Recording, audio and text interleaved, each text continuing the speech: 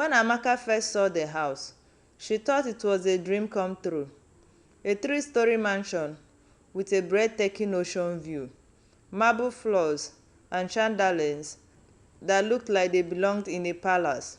It was the kind of home she had always imagined, luxurious and perfect for a fresh start. She had moved to Lagos for a new job, and the house came at an unbelievably low price.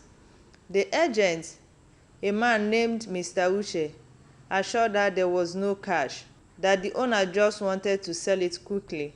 She would have asked why. The first night was peaceful, at least at first. The cold air from the balcony lured her to sleep. But at exactly 3:15 a.m. she woke up. There was a sound, a whisper.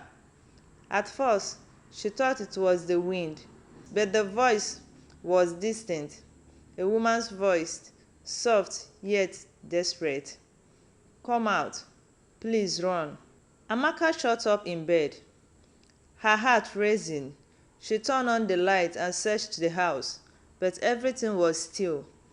Maybe it was her imagination. Maybe she was just exhausted from the move. But the next night, it happened again, and this time she heard something else. A scream. Determined to prove she wasn't losing her mind, Amaka started exploring the house. It was then she noticed a door at the end of the hallway, one she hadn't paid attention to before. She tried the handle, locked. She searched for the key, but couldn't find one. Something about that room unsettled her.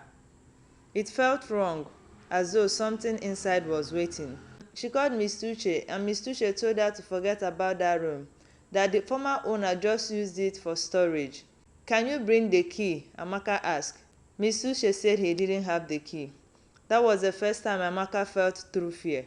Strange things continued happening.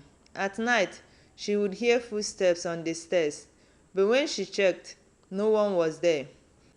Her furniture moved slightly when she wasn't looking.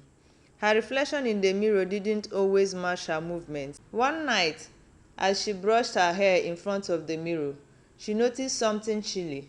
There was a shadow behind her. A tall, dark figure stood in the doorway, watching. She turned around, nothing. But when she looked back in the mirror, the figure was still there, closer this time. She screamed and ran out of the room. Amaka decided to investigate. She spoke to a neighbor, an elderly woman named Mama Titi, who immediately looked worried when Amaka mentioned the house. "They didn't tell you?" Mama Titi asked. "The last owner who lived there disappeared. Her name was Ifeoma, beautiful, young, just like you. She complained about hearing voices, seeing shadows. Then one night, she vanished. Police searched, but they never found her. And before her, 3 others, all gone." A chill ran down Amaka's spine. She had to get out. That night, she packed her bags, but as she reached the front door, the light flickered, and suddenly the door slammed shut.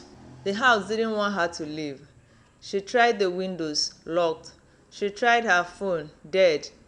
Then, from upstairs, she heard it. The locked door cracked open.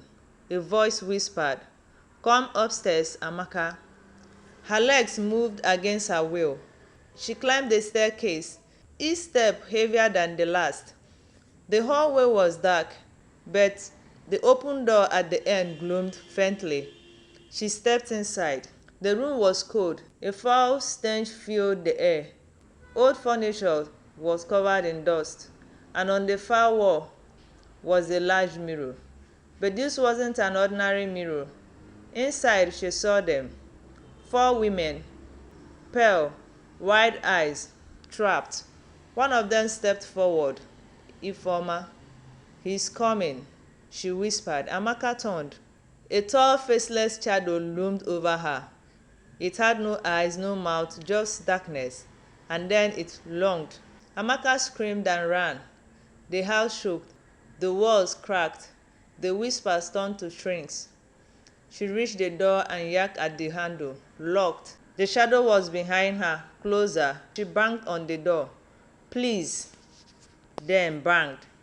The door burst open. She fell outside, rolling into the driveway. As soon as she crossed the threshold, the house fell silent. She looked back. The shadow was gone. The house was still. But in the window, four faces stared at her, trapped. She ran.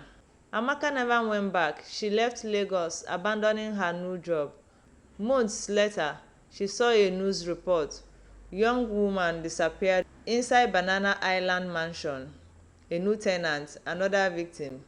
Because the house wasn't just haunted, it was hungry. To be continued.